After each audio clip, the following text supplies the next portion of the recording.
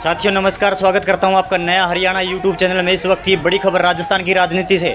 कुलदीप बिश्नोई को राजस्थान भाजपा के चुनाव सह प्रभारी बनाए जाने के बाद मौका था। कुलदीप बिश्नोई पहली बार राजस्थान सह प्रभारी बनने के बाद, चुनाव का सह प्रभारी बनने के बाद कुलदीप बिश्नोई राजस्थान 2 दिवसीय दौरे पर पहुंचे थे।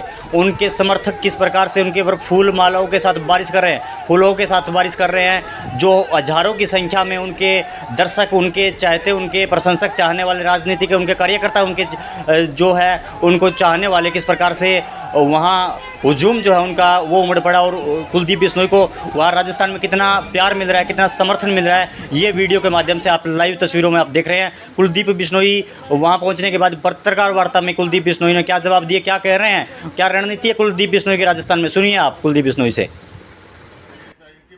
मोबाइल साइलेंट कर लिए सारे और बोलिए अगर 10 मिनट की बात है। सबसे पहले तो आप सब हमारे छोटे से बुलावे पे आए यहाँ पर, इसके लिए मैं अपनी ओर से भी और तमाम साथियों की ओर से आप सबका आभार व्यक्त करता हूँ। और आपके लिए नया हूँ, सबके लिए, पर राजनीति के लिए नया नहीं हूँ, राजस्थान के लिए नया नहीं हूँ।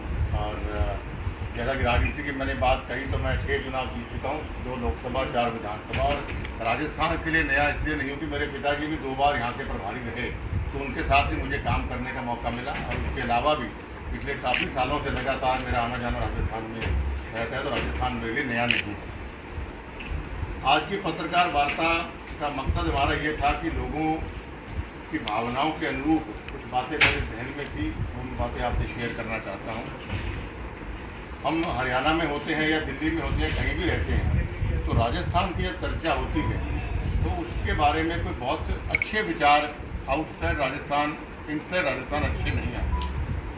जैसा मैंने कहा, मेरा जुड़ाव राजस्थान से अखिल भारतीय बिश्नोई महासभा का संरक्षक होने के नाते भी रहा है। मेरी भावनात्मक लगाव राजस्थान के साथ जुड़ा है। और जब इनके बारे में अच्छी बात नहीं सुनता हूँ तकलीफ होती है। घोटालों की बात करें, ग्रीन घोटाला, पेपर लीक घोटाला, मतलब घोटाले पे घोटाले। अभी हम चिट्ठा तैयार कर रहे हैं इनके खिलाफ सरकार की, जो बहुत जल्दी आपके बीच में पेश करेंगे।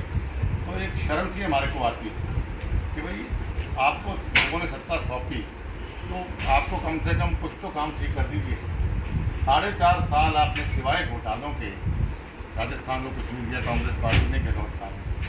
और अब 6 महीने में आप अनाप शनाप घोषणाएँ करते जा रहे हैं। राजस्थान की जनता बहुत स्वाभिमानी जनता है, ये बिकने वाली जनता नहीं है। अफसरशाही हावी है, विधायक भ्रष्टाचार में लिप्त हैं। इतना भ्रष्टाचार करके, इतना दबाव कई अफसरों, हमारे विष्णु दत्त ने बनाया बिश्नोई पे, जिसको उसकी हत्या भी की गई। मैंने जब विरोध किया, हमारे समाज ने विरोध किया, तो CBI इंक्वायरी हुई।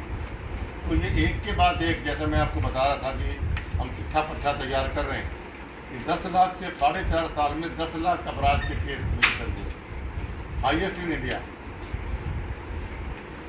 Crime rate against women highest in India. अभी सुना था राजस्थान में महिलाओं के साथ ये ऐसे गैंग रेप हो रहे हैं, रेप हो रहे हैं। ये एक नई घटना, क्योंकि मैंने कहा अपराधियों को या तो शय मिलती है या उनको डर सरकार से नहीं, तभी अपराध करना पड़ता है। दलितों पर अत्याचार हुआ, सांप्रदायिक जो दंगे हैं वो जगह जगह पर। इस प्रकार की बहुत लंबी बातें हैं, तो इन चीज़ों को लेकर लोगों के बीच में जाएंगे। लोगों की भावना भी यही है कि सत्ता परिवर्तन होना चाहिए, क्योंकि माननीय नरेंद्र मोदी जी के प्रति लोगों की आस्था बहुत ज़बरदस्त है, विश्वास बहुत ज़बरदस्त है।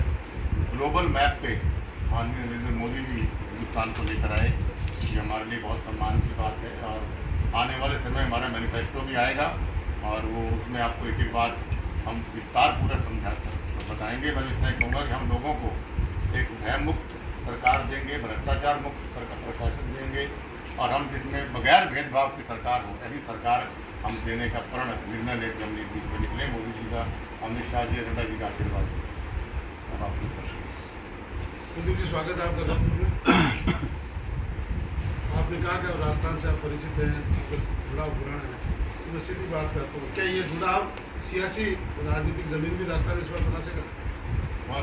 आपका मैं देखो, मेरा जुड़ाव भावनात्मक है। राजनीतिक रूप से मैं हरियाणा में राजनीति करूँगा, लेकिन भावनात्मक रूप से, और जो मेरे से बन पाएगा सरकार बनने के बाद, वो इस प्रदेश की जनता को देने का प्रयास करें। तो कयास लगाए जा रहे हैं कि शायद कुलदीप बिश्नोई राजस्थान से इस बार लोकसभा का चुनाव लड़ेगी। देखिए, मेरी, जैसा मैंने अभी आपसे कहा कि मैं हरियाणा छोड़ना नहीं चाहता हूँ, क्योंकि मेरी जन्मभूमि भी है, मेरी कर्मभूमि भी है। बाकी आगे राजनीति में क्या वो कौन कह सकता है, लेकिन मेरी इच्छा हरियाणा की राजनीति है। सर आपका 2 दिन का विजिट है, क्या उद्देश्य है इसका? क्या आप कार्यकर्ताओं से मिलेंगे या कार्यकर्ताओं के पास जाएंगे, कोई फीडबैक लेंगे या सर्वे करेंगे, क्या रहेगा? हाँ, देखिए मैं 1-2 जगह और भी गया हूँ, जोधपुर में पहली बार आया हूँ उसके बाद, तो मेरा फीडबैक के लिए मेरा मेन मकसद है, क्योंकि हम भारतीय जनता पार्टी हवा में काम नहीं करती है। भारतीय जनता पार्टी फीडबैक पे और जन भावनाओं के अनुरूप टिकटों के फैसले करती है, या कौन आगे चेहरा होगा या और होगा का फैसला करती है। तो मैं अपने हिसाब से, क्योंकि मुझे जिम्मेवारी सौंपी गई, तो जहाँ काफ़ी फीडबैक मैं दिल्ली बुला के भी लेता हूँ, फ़ोन से भी लेता हूँ, और अभी व्यक्तिगत रूप से फीडबैक जोधपुर और बीकानेर का 2 दिन में दूँगा, और पूरी प्रोफाइल हम तैयार करके उसको। अच्छा, आप राजस्थान के बीजेपी के सह प्रभारी, कब तक माना जाए राजस्थान में पहली लिस्ट आ सकती है बीजेपी उम्मीदवारों की पहली लिस्ट? देखिए अभी बहुत जल्दी ये कहना, ना मेरे अधिकार क्षेत्र में ये फिलहाल है। अभी हमारा फीडबैक का दौर है कि हम, जैसा मैंने कहा कि सत्ता हमारी बहुत नज़दीक है, लोगों का मन मोदी जी के प्रति, बीजेपी के प्रति बना हुआ है। इसको हमने एक ऐतिहासिक जीत को लेके जाने के लिए हम बहुत समझदारी से काम कर रहे हैं, ओवर कॉन्फिडेंट ना होकर एक एक पहलू को ध्यान में रख के, विनेबिलिटी देख के, हर चीज़ देख के हम कैंडिडेट हैं। सर कांग्रेस ने अपना सर्वे करवाया है, प्रणाली क्या है, किस प्रणाली से आप आप सर्व